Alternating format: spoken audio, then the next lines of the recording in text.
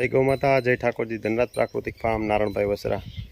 ચાલો મિત્રો, આપણી જે પાયલ વ્યાઈ ગઈ છે એની વાછડી બતાવું અને ખાસ આપણા વિડીયોમાં બન્યા રહેજો. હું તમને જે પાવડરની રિક્વાયરમેન્ટનો જે બધાનો ફોન આવે છે, પાવડરની પ્રોડક્ટ છે ને કઈ રીતની છે ને તમને બતાવીશ અને તમને ખ્યાલ આવે.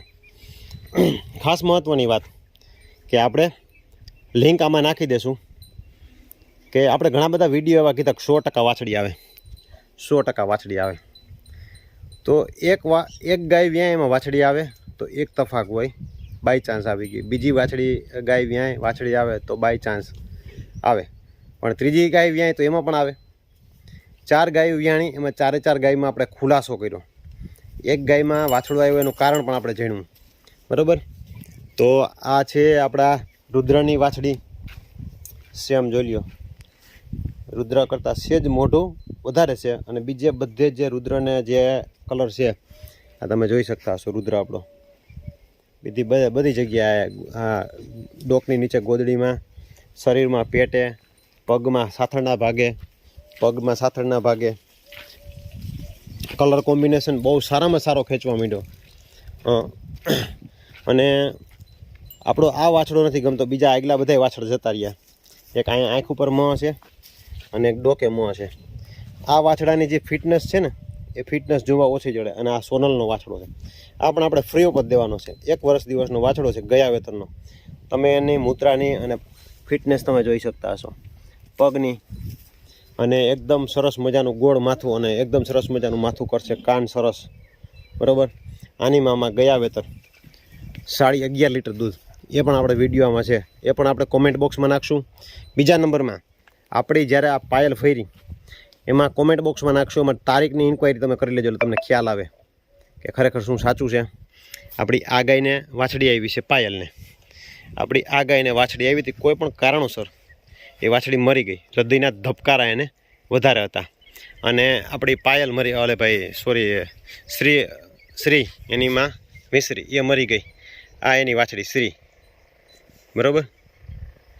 એટલે કહેવાનો હેતુ અને ધ્યેય માત્ર ને માત્ર એટલો જ છે કે સારા બુલ અને પરફેક્ટ ટાઈમિંગ સાથે આપણે જો ફોલો કરવાનો આગ્રહ રાખીએ તો 100% આવે. બિદદાનમાં કોઈ પણ પ્રકારનું કાંઈ નક્કી નથી રહેતું, બિદદાનમાં કોઈ પણ પ્રકારનું. અને આ ઓળખીમાં આપણે આની પહેલાંના વિડીયોમાં બતાવ્યું તો આમાં આપણે બ્રાઝિલનું સીમન મૂક્યું છે. અને આપણી જે આ ગાય સોનલ છે એને વાછડો આવ્યો. એને વાછડો આવવાનું કારણ શું હતું ને એ પણ આપણે જણાવ્યું કે એ રાત્રિના લગભગ 11:30 12 વાગ્યા આસપાસ ફરી છે, બરાબર. રાત્રિના 11:30 12 વાગ્યા આસપાસ ફરી છે, એના કારણે થઈને એને વાછડો આવ્યો. આપણે ઘણી વખત કહેતા હોય કે રાત્રિના મોડામાં મોડું 10 વાગ્યા સુધીમાં ફાલું થાય, બરાબર, તો વાછડી આવવાના ચાન્સ રહે. કઈ પરિસ્થિતિમાં અને કયા સંજોગમાં એ પણ આપણે કીધેલું કે વાછડી આવે કઈ રીતે આવે છે એ પણ જણાવેલું. બીજા નંબરમાં ખાસ રિક્વાયરમેન્ટ બધા જ લોકોને એ રહેતી હોય જે મોટામાં મોટી સમસ્યા છે કે આરહો આવવાનો મોટામાં મોટી જે સમસ્યા રહેતી હોય, બરાબર. તો તમે આમાં જોઈ શકતા હશો, આમાં ક્યાંય એમાં આરહો નથી આને, બરાબર. આ આચર પહોંચો, આ પહોંચો, તમે બધા આચર તમે જોઈ શકતા હશો, એકદમ પોચા. એનું કારણ શું છે? એનું કારણ છે કાયમીને માટે આપણે જે પાવડર શરૂ રાખેલો છે એના કારણે થઈ. અહીંયા જો આમાં ક્યાંય એમાં પોજો છે નહીં. ફરતી કોર બતાવું, 2 દિવસ ત્યાં મોટામાં મોટી સમસ્યા. આ ડૂટીનો ભાગ એમનો તમને દેખાતો હશે, આવનો ભાગ આમાં ક્યાંય આમ જોઈ લ્યો, આમાં બધાય આચર એકદમ પોચા. ક્યાંય છેલ્લા 10મા વેતરમાં કલર ચેન્જ થયો. સારા નંદી હોય ને, સારા નંદી, મારા એકનો ને ગમે ન કહું, સારા નંદી હોય ને, સારા નંદી, તો કેરેક્ટર વાઇઝ એના ઉપર ઝાઝા બચ્ચા આવે. આ બચ્ચું તમે જોઈ શકતા હશો. બચ્ચું ભલે હાલની પરિસ્થિતિમાં ઘણા ખૂટ એવા વ્યાણે નબળા હોય, બચ્ચું ઝીણું આ વ્યાણ, અને એ પછી જે એનો ગ્રોથ પકડે ને એ વસ્તુ મહત્ત્વનું છે. એટલે આ તમે જોઈ શકતા હશો. આ અત્યારે જે ગાય છે એને જે આપણે પાવડર જે ટ્રીટમેન્ટ કરીએ છીએ એના કારણે થઈને નથી વાંધો આવતો. અને તમને આપણે જે પાવડરની જે આપણે બધા જે પૂછતા હોય તો એ પાવડર વિશેનું ચાલો તમને બતાવું. મહત્ત્વનું એ છે કે સારી માહિતી આપવી જેથી કરીને કોઈ પણ ગૌપાલક હેરાન ન થાય. અસંખ્ય યુટ્યુબરો છે, અસંખ્ય યુટ્યુબરો તમને આવી પરફેક્ટ માહિતી આમાં મને એક દોરાવાનો લાભ છે નહીં, અને હું કોઈ પણ કંપનીની જાહેરાત કરું એવું નથી. જો આપણે આ પ્રોડક્ટ છે ચિલેટેડ વેટ કોમિન, બરાબર. આ પ્રોડક્ટ રેગ્યુલર ખવડાવવાથી છેલ્લા 3 વર્ષથી, એક બે નહીં, છેલ્લા 3 વર્ષથી મારે આ પરિસ્થિતિ ફેસ નથી કરવી પડી. તમારે ઇન્ક્વાયરી કરી અને તમારે પૂછવું હોય તો પૂછાવી લેવાનું. કોઈ પણ મેડિકલ ક્ષેત્રના અમે જોયેલો હોય કે ભાઈ તમે એને પ્રમોટ કરેલો છે, તમે એને હાયર કરેલો છે, તમે એને એડવર્ટાઇઝ માટેના પૈસા આપેલા છે, એક પણ રૂપિયો નથી લીધેલો. પણ સારી વસ્તુ છે. ગૌપાલકો શું હેરાન થાય એ મેં પોતે ફેસ કરેલું છે. કેમ કે મને ખબર છે, મેં ફેસ કરેલું છે કે પરિસ્થિતિ શું નિર્માણ થાય જ્યારે આરહો આવે અને જ્યારે ગાય ન દોવાતી હોય, ગાયને પીડા થતી હોય, ગૌપાલક પોતે પીડાતો હોય અને એ દવા કરવામાં આવે. એક તો એ વેતરમાં દૂધ ઘટે અને બીજા નંબરમાં ગાયને તકલીફ ભોગવવી પડે નોખું. એના કારણે ગાય બગડે. આવી પરિસ્થિતિ ફેસ કરવી પડે. એટલે ખાસ કરીને સપોર્ટ કરજો, આપણા વિડીયોને શેર કરજો અને આપણી ચેનલને સબસ્ક્રાઈબ ન કરી સબસ્ક્રાઈબ કરી લેજો. અસંખ્ય યુટ્યુબરો છો, અસંખ્ય યુટ્યુબરો. અત્યાર સુધીમાં એક પણ યુટ્યુબરે, જૂના હોય તોય ભલે, નવા હોય તોય ભલે, અને ફેમસમાં ફેમસ યુટ્યુબર હોય ને તો એ પણ ભલે, ઘણાને મેં ગૌપાલકો, ઘણા યુટ્યુબરો, સારા ફેમસ યુટ્યુબરો, એને ગાયના સોશિયલ મીડિયાના માધ્યમથી ફોટો અપલોડ કરે અને એમાં લખે કે આજે અમારી ગાયનો ગર્ભ સંસ્કાર થયો. એ ગાયને 1.5 વર્ષ થયા, એનો વિડીયો નથી આવ્યો.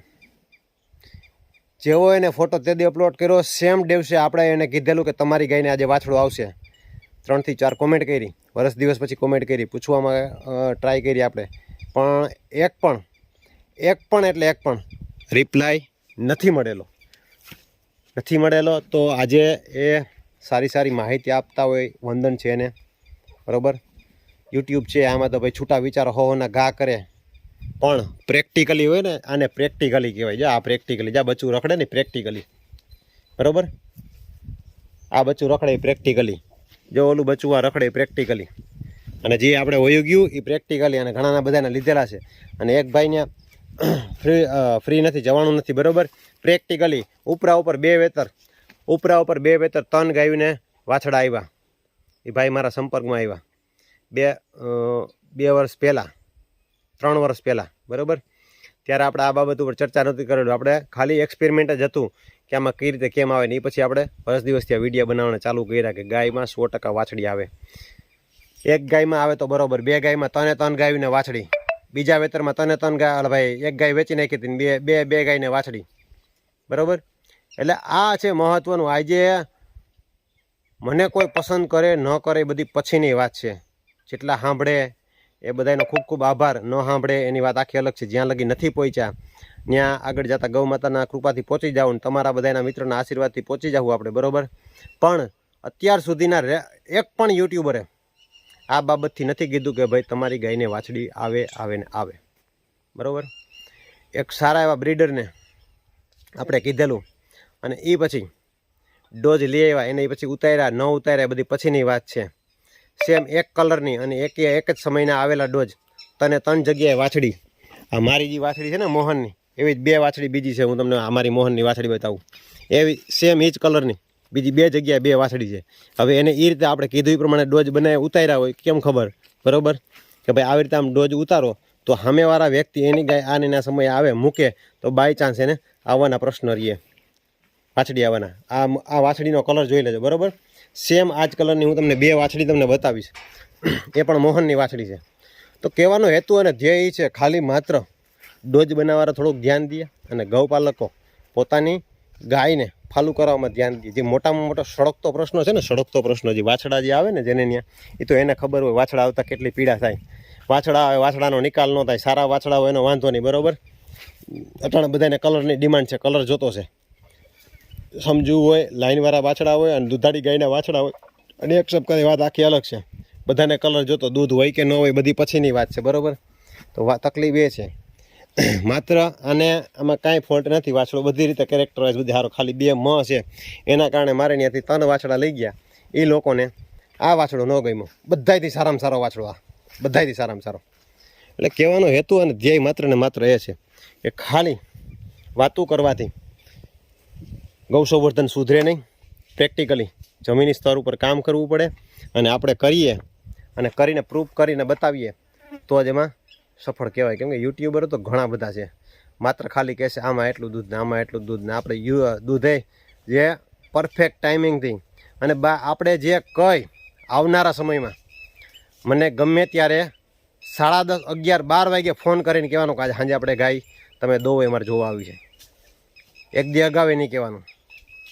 એક દી અગાઉ કહી તો હાલો સવારે બહુ વહેલી દોઈ લઈએ 1:30-2 વાગે અને પછી દૂધ બતાવે, એ રીતે નહીં. કાં ગમે ત્યારે રાતે ડાયરેક્ટ સીધું 9-10 વાગે આવવાનું. સવારે વહેલી દોરાવાની છૂટ.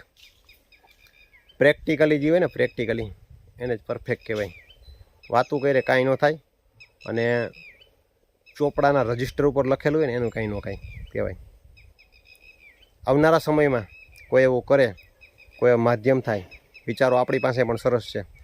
આવનારા સમયમાં કોઈ એવા આયોજક થશે તો એની સાથે સપોર્ટ મળી લાઈવ મિલ્કિંગના 1, 2 નહીં 3 ટક, એટલે કુલ 4 ટક લાઈવ મિલ્કિંગ કરવું પડે.